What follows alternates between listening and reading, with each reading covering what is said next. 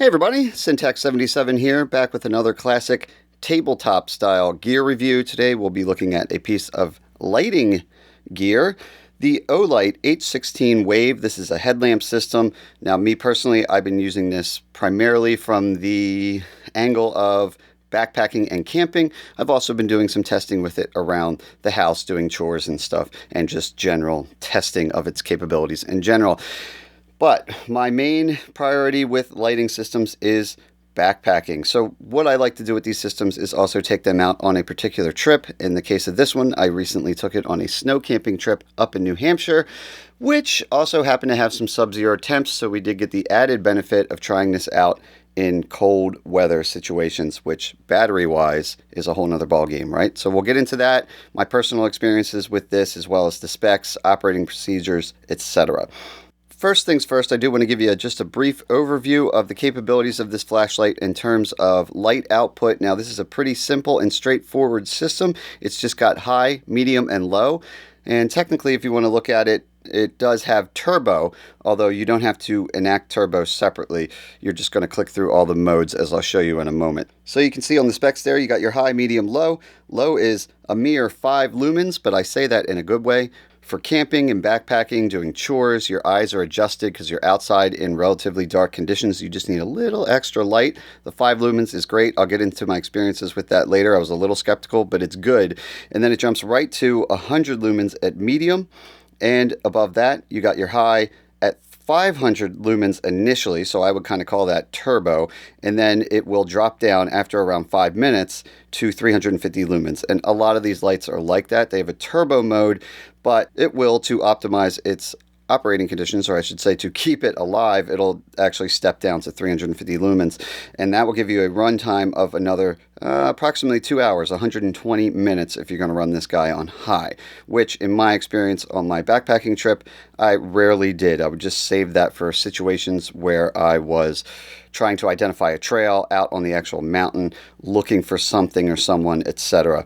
I more often use these next two lighting situations here, medium at 100 lumens. I found that to be plenty for just an extra bump of light around camp. I wanted to see a little further in the distance, whether it's some sort of strange noise or I'm just looking for where I put my pack down or which way I came in from to see my footprints in the snow, etc.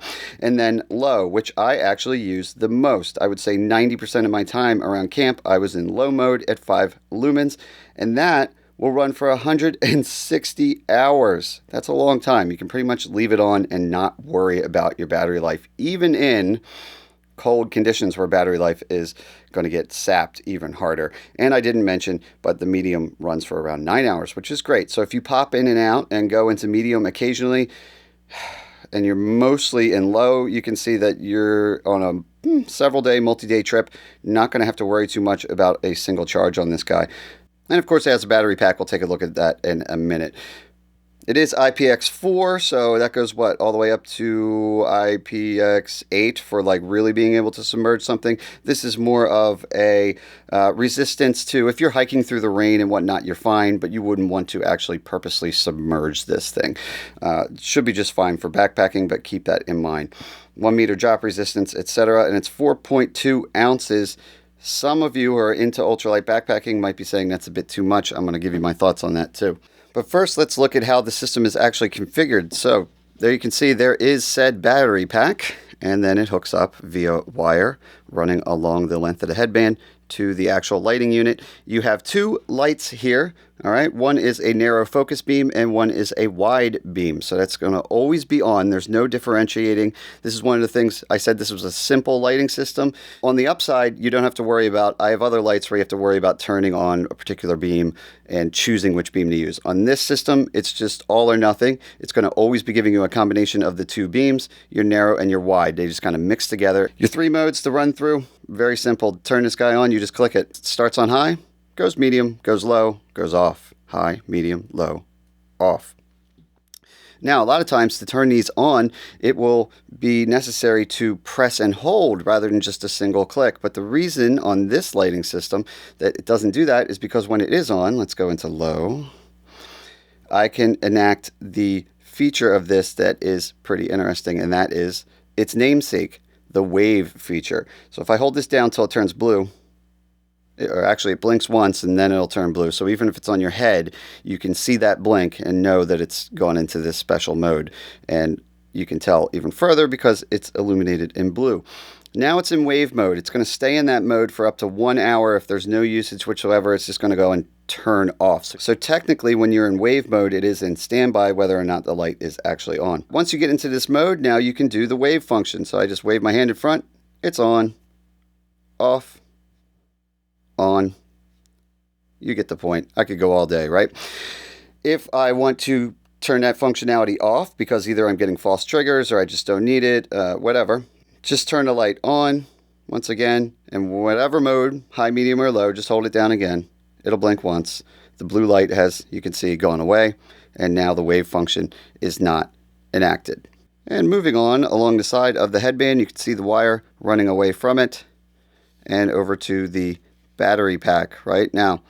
This light is a little over 4 ounces, I think 4.2. And I did share on a previous video, mail call video, I believe, that I was going to be testing this light, and someone said 4 ounces, that is crazy heavy for a backpacking light. And I realized at that point that I used to feel the same exact way. I used to shun any headlamp that was over like 3 ounces. I would aim for like a 2-ounce headlamp, something like, say, a smaller light like this. This is my wife's, and this is my light in AA. These particular systems, you'll see my wife's, she's got some metal end caps on there. That's her main light. It's 3¼ ounces, so it's actually still only 3/4 of an ounce less. Or you might be able to go a little lighter and go with, say, one that's made of all plastic, like my Phoenix here. They don't even make this, but that's still 3 ounces. But check this out, and that's with the battery. I always weigh with at least one battery. You got to think about battery power. I run through batteries on this thing pretty quick. My wife tears up batteries on this super quick. I would bring for her on a trip, definitely, after past experiences and her usage, because sometimes we night hike towards the end of the day, then we get back to camp and we got to do chores, and she doesn't like to have minimal light. I'm going to bring 2 spares for her no matter what, even if I only brought one. These batteries are 3/4 of an ounce, so now I'm up to 4¼ ounces. I'm already heavier than the other system. I still don't have anywhere near the run time. And if I brought her second spare, which I would do, I'm up to 5¼ So you got to keep in mind with these flashlight systems, unless you're doing a really quick, simple summer short night, single overnighter, you're going to need backup batteries. Just factor that in when you're thinking about this. Even with my lighter system here, 3 ounces. Maybe I skimp and I bring 1 battery because I'm a little more efficient with my lighting practices at camp. I'm only about 1/4 ounce, a 1/2 ounce at the most short of my rechargeable system. So that's why I've grown to at least respect and find use for these rechargeable systems, particularly in the winter, which I know we're getting out of right now, but I did a lot of winter camping this year, and batteries get beat up. And also, you're in a more critical situation, both survival and just technically, so you want a system that's going to have more light than you expect to use. With this guy, if I can get like 90 hours of usage out of a single charge, that's great. And in my case, I know this might not apply to all of you, but it's USB rechargeable. I do a lot of filming. I carry this ridiculous 30,000 milliamp charger, so I can basically keep this thing alive indefinitely because I bring a ton of power for my camera gear. You don't have to go that hardcore, of course. You don't have to bring this at all, but I know some of you do because you want to keep your cell phones alive. They have little lipstick chargers, etc. Maybe even something like this that's like a lantern, and it has USB power. So my point is, you can keep this thing alive a long time. And that is a 2,000 milliamp hour battery pack, just to let you know for those of you interested. Speaking of that battery pack, let's take a look at that. You'll see on the side here, it has this rubber that flips up. There we go.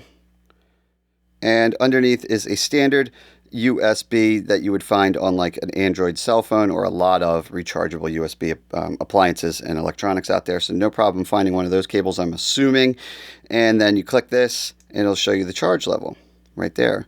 1, 2, 3, 4 different lights, and right now you can tell it's fully charged, right? If it gets down to 10% battery power, so beyond even just 1 bar there, it will start to give you an audible beep, and it'll continue to beep for 10 minutes to let you know, hey, I might die, I need a recharge. But you can always override that and make it be quiet again just by clicking this light. Now, to point out sub-zero temps, which I mentioned I did take this on. Very cold temperatures on the trip that we camped with it in. I took it out. It was fully charged the night before, and I went to use it, and it immediately started beeping that it was below 10%. So I was like, uh-oh, that's not good. But it was really cold. Like I said, it was at least at zero, probably plunging below at this point when I busted out the headlamp. I went ahead and just put it on and started using it. And the beeping went away, and everything was fine. A bit later, I looked at it, and it had bounced back to saying it had 3 bars of power. And I used it the rest of the night just fine. And when I came home, I checked it, and it had actually bounced back to saying it had 4 bars of power. I was just freaked out by the initial cold. But it did work. Now, I think a bonus for me was that I had it on my head, obviously, and I had my hood over top. That was trapping some heat. The cool thing about this system is your light is out in the front, right? But the battery pack is around the back. So if you're in really cold weather and you have a hood up, this is going to be getting more warmth in the back, in your head within that hood. So once it warmed up, it was fine. And like I said, it bounced back and did just great. So keep that in mind. You could always put it in your pocket if it's really struggling at first. Get it warmed up, then get it on your head, put your hood up, and you're going to run just fine. Looking at the front there, you can see how it has that smooth beam there, and then this one that is diffused.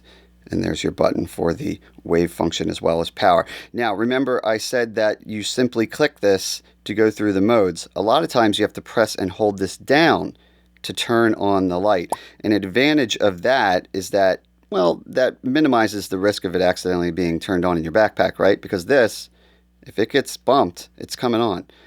Now, I know, or I should say, I assume the reason they didn't do that on this model is because they've already used down that hold down function to turn the wave function on and off. But that means that this thing could accidentally get deployed or turned on in your backpack or wherever it is. So keep that in mind, because you wouldn't want to have this thing running all day, then you get to camp and it's off. I do think that's a little bit of a bummer. One way around that is to have a lockout functionality. But again, because of the hold down function of the wave, that doesn't seem to be available. So there's no way to lock this out electronically so that it won't come on. Normally, not the end of the world with a flashlight system. You could just take the battery out or unscrew the bezel until there's no contact, right? That's not an option with this one. It's hardwired into the battery. So there's really no way to safely guarantee that this thing won't accidentally come on. So keep that in mind. Now, ironically, and it may be because this light came out first, but I have another light system from Olight that's very similar to this. This here, HS2, that I have reviewed. You can check it out. It's more of a running headlamp. So in terms of the lumen output on it, I actually like the wave better in terms of lumen options. But the irony is, on this system, it comes apart. So I have the ability to unplug that, and when it's in my pack, there's absolutely no way this thing's going to start drawing power. Like I said, this may have been something they thought of afterwards, I would assume, because it really is handy if there's no way to electronically lock your device out. So hopefully on a future model, they'll add this simple fix, or seemingly simple fix, onto the H16 Wave as well. But that is one con that I did find to look out for. Now, in my case, the other light I just showed you also came with this kind of semi-hard case.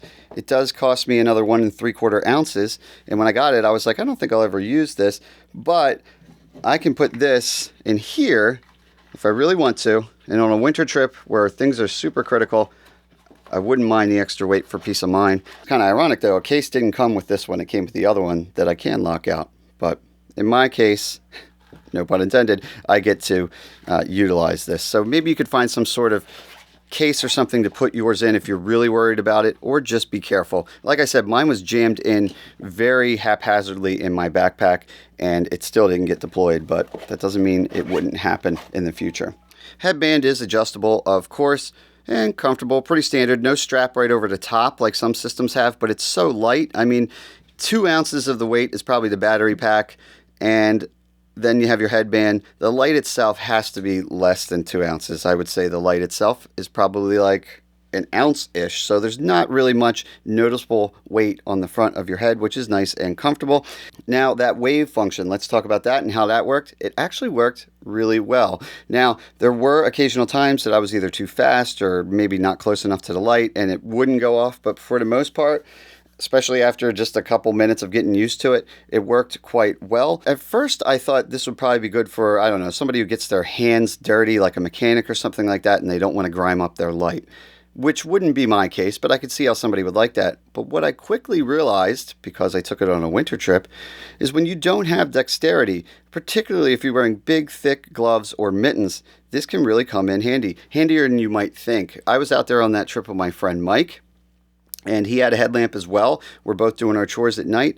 I mentioned that I had this new light, and I said to him, you know, I described how it has the wave functionality, and I did say to him, I was like, I don't know if that's a gimmick or not yet. That's what I'm out here testing it for.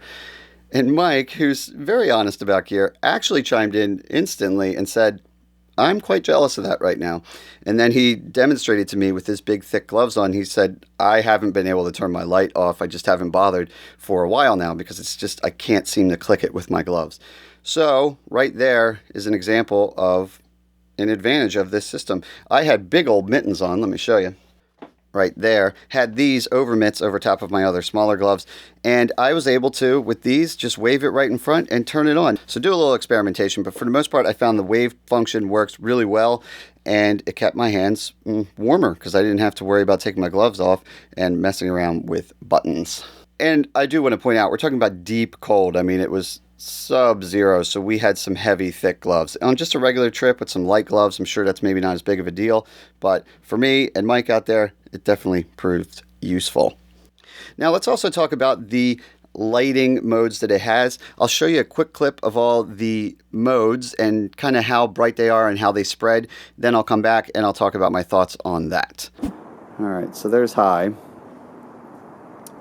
and it's lighting things up quite nice. There's my shed for sure.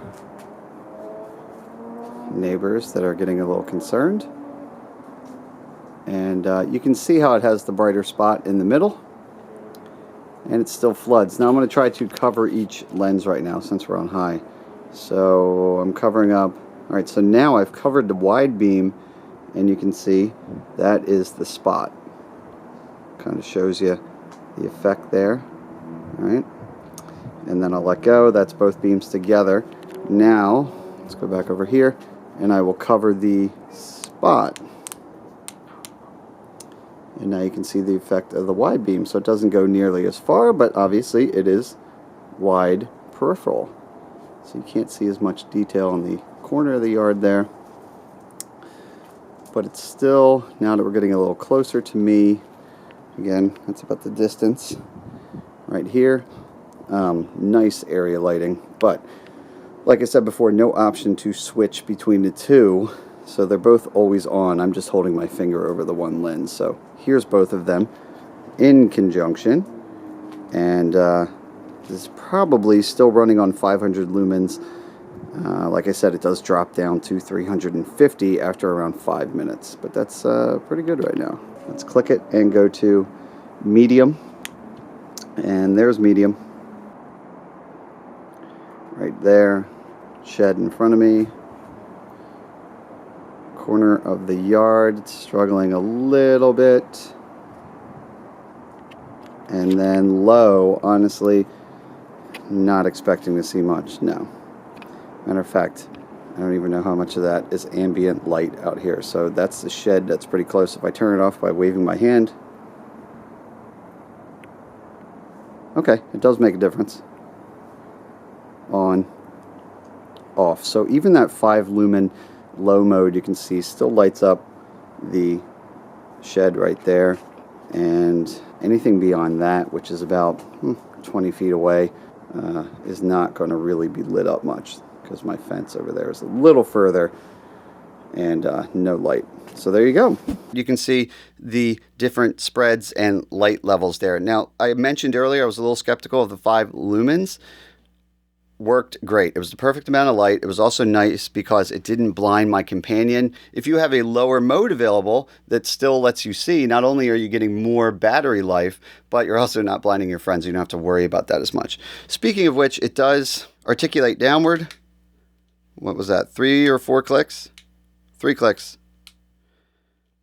So you can get a little downward angle, which combined with a low lumen output is another added benefit to keeping you from blinding your friends.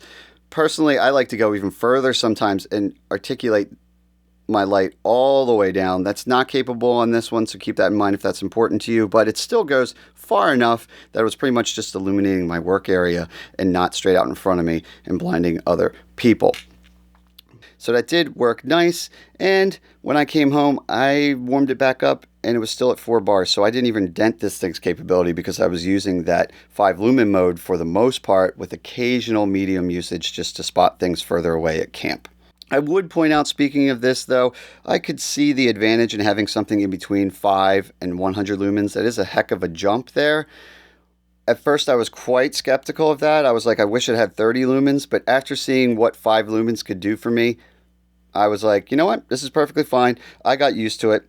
Yes, it might be a bit of a bonus if they threw a 30 lumen step in there, but then also that would increase the amount of times you got to cycle through this thing to turn it off, because remember, the only way to go to off is to cycle all the way through. So with 3 lighting modes, not the end of the world. So there you have it. That pretty much covers all the bases. The way I like to use this, my experiences with it, it has been good. I do like it if you're looking for something that's going to give you extra capability. Maybe it's a little bit more of a critical backpacking or camping situation where you are going to fully expect night hiking and really need a super high output, at least relative to some of these other little AA lights, right? Like the max on this guy, I should also point out, these are like 100 and something lumen output max, and we're still chewing batteries up all the time. I do like those lights, but man, do we chew some batteries up. This guy is going to go up as far as 500 lumens. So if you're night hiking, and I wouldn't run it like that for battery usage reasons all the time, but you want to occasionally get a burst to see far away, see where a trail marker is, where your friend may have gone to, or whatever the situation is, you can put it in that turbo mode and get a ton of light all of a sudden, and then switch back to your other modes and be good to go. Plus, of course, like I said, on winter trips, this is probably going to be a light that I'm going to bring with me. On summer trips, there's definitely times where I'm just going to, look, the days are shorter and it's less critical, both in terms of survival and technicality and everything. So in summer, I might go with something lighter. But at this point, if you really want to get light, check out my other video on this S1 mini baton. This guy, I've learned I can just clip onto my hat. It's 1.5 ounces. Not bad, and that's with the lanyard on there. So this goes up to 600 lumens, and it's 1.5 ounces. I would probably carry no additional battery for this, although it is USB rechargeable. So that's an option for summer. But for winter trips or other situations where you're going to be having more time on the trail, maybe a longer extended trip, or you're just anticipating a lot of night hikes, time at camp, etc., this would definitely be something that I'll be revisiting in the future and using again. So I like it. Keep it in mind. Check it out. There are links in the video description that you can use for additional information, or if you want to order one of these either directly from Olight or Amazon. But do your research, do your homework, make your own decisions. That's my take on it. There you have it, the Olight H16 Wave headlight system. Till next time, I'm Syntax77, and you have fun out there.